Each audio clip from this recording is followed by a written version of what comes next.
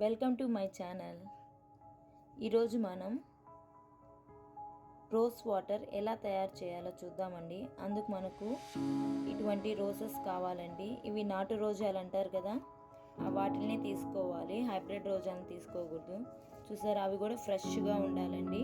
ఫ్రెష్గా ఉన్న ఈ నాటు రోజాలను తీసుకొని వాటిని ఇలా రెక్కలను మాత్రమే ఇలా సపరేట్ చేయాలండి. చూసారా, ఇలా నేను ఒక 15 దాకా తీసుకున్నానండి ఈ ఫ్లవర్స్ని, ఫ్రెష్వి. చూసారా, వీటిని ఇలా మాత్రమే సపరేట్ చేయాలండి. అన్నిటిని ఇలా మనం సపరేట్ చేసి తీసుకుందాం. ఇలా సపరేట్ చేసుకున్న వాటిని ఒక గిన్నె తీసుకోవాలండి. ఒక గిన్నె తీసుకొని వాటిలో వీటన్నిటిని వేసి ఒకసారి వాష్ చేస్తాం.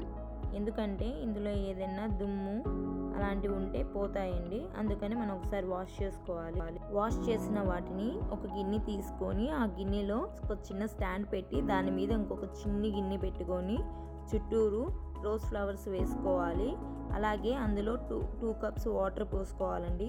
సరే, ఇప్పుడు మనం దీనిని స్టవ్ మీద పెట్టి స్టవ్ వెలిగిద్దామని, అది కూడా స్టవ్ మీడియం ఫ్లేమ్లో ఇలా మూత కరెక్ట్గా సరిపోయేది పెట్టి మీడియం ఫ్లేమ్లో పెట్టాలండి.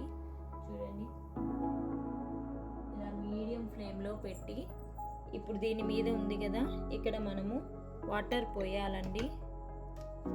చూసారా, ఇలా వాటర్ పోయాలి. సో రోజా పూలు మునిగేంత వరకు వాటర్ పోస్తే చాలండి.